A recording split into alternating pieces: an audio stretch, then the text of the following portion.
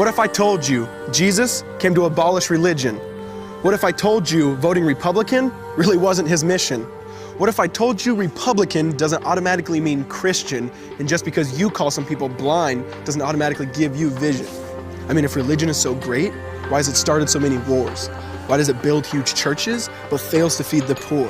Tell single moms God doesn't love them if they've ever had a divorce, but in the Old Testament, God actually calls religious people whores. Religion might preach grace, but another thing they practice, tend to ridicule God's people. They did it to John the Baptist. They can't fix their problems, and so they just mask it, not realizing religion's like spraying perfume on a casket. See, the problem with religion is it never gets to the core. It's just behavior modification, like a long list of chores. Like, let's dress up the outside, make it look nice and neat. But it's funny, that's what they used to do to mummies while the corpse rots underneath. Now, I ain't judging, I'm just saying, quit putting on a fake look. Because there's a problem if people only know that you're a Christian by your Facebook. I mean, in every other aspect of life, you know that logic's unworthy.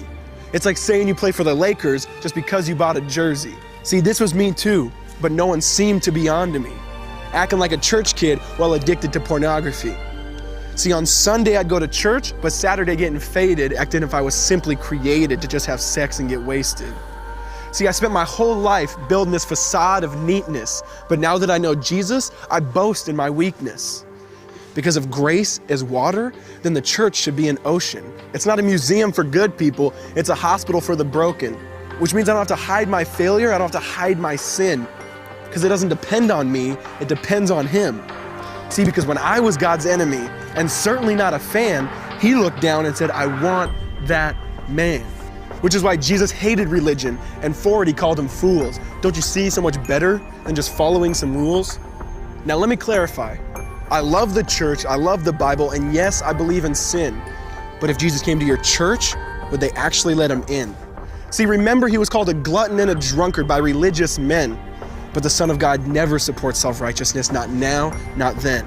Now back to the point, one thing is vital to mention. How Jesus and religion are on opposite spectrums. See, one's the work of God, but one's a man-made invention. See, one is the cure, but the other's the infection. See, because religion says do, Jesus says done. Religion says slave, Jesus says son. Religion puts you in bondage, while Jesus sets you free. Religion makes you blind, but Jesus makes you see. And that's why religion and Jesus are two different clans. Religion is man searching for God. Christianity is God searching for man. Which is why salvation is freely mine, and forgiveness is my own. Not based on my merits, but Jesus' obedience alone. Because He took the crown of thorns and the blood dripped down His face. He took what we all deserved. I guess that's why you call it grace. And while being murdered, He yelled, Father, forgive them. They know not what they do.